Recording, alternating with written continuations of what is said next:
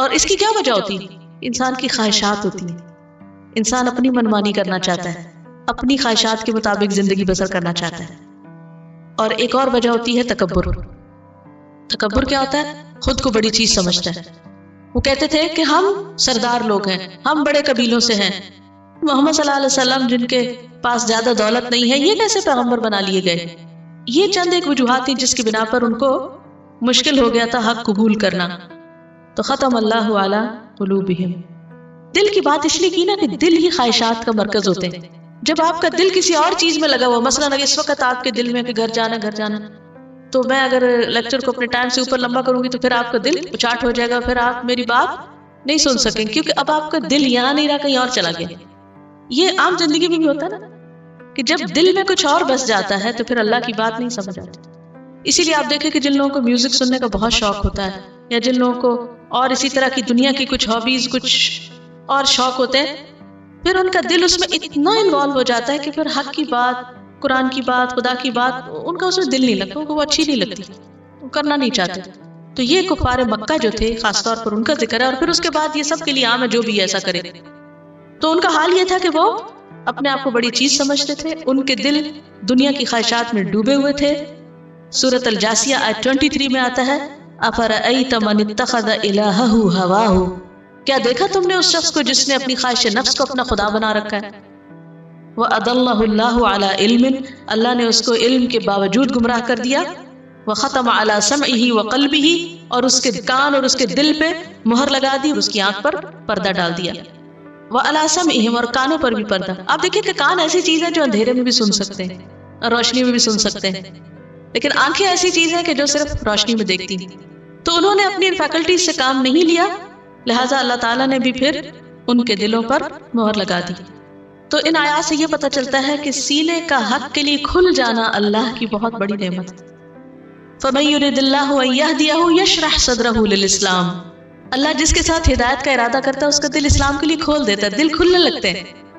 اللہ کی بات سن کے، قرآن سن کے دل خوش ہونے لگتا ہے.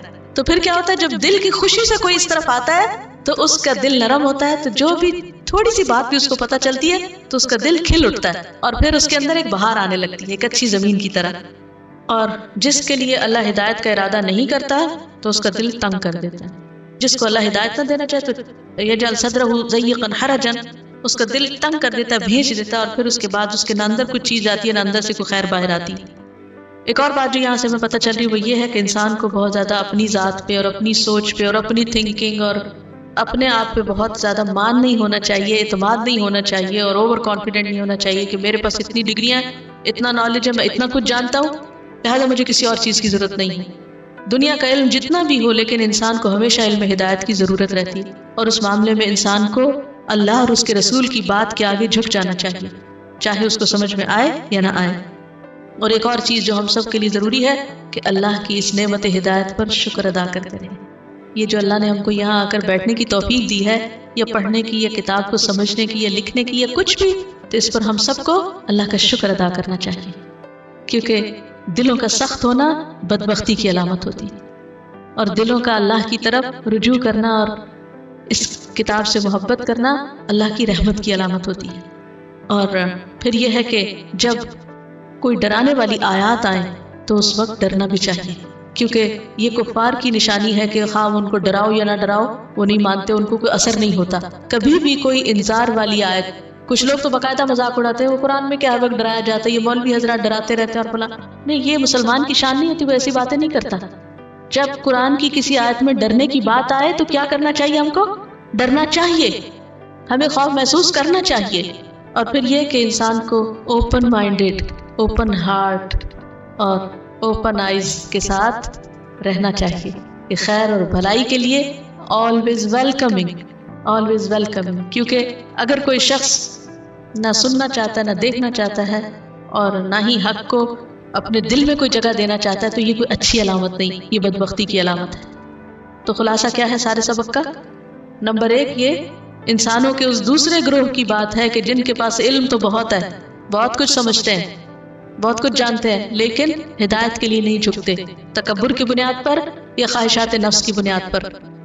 اور جب کوئی اللہ کی کتاب اور اللہ کی بات کو ٹھکراتا ہے اور اللہ کی بات کو چھوٹا سمجھتا ہے اور اپنی عقل کو بڑا سمجھتا ہے، تو اس کے لیے پھر اللہ کی طرف سے ایک سزا ہوتی ہے، اور وہ کیا کہ اللہ اس کا دل بند کر دیتا ہے، اس کو پھر مزید توفیق نہیں دیتا، اور اس برے انجام سے بھی ڈرنا چاہیے اور بچنا چاہیے جس کا یہاں ذکر کیا گیا، وَلَهُمْ عَذَابٌ عَظِيمٌ۔ تو پہلے گروہ کے لیے کیا کہا گیا تھا؟ اولئک هم المفلحون، اور یہاں کیا کہا گیا؟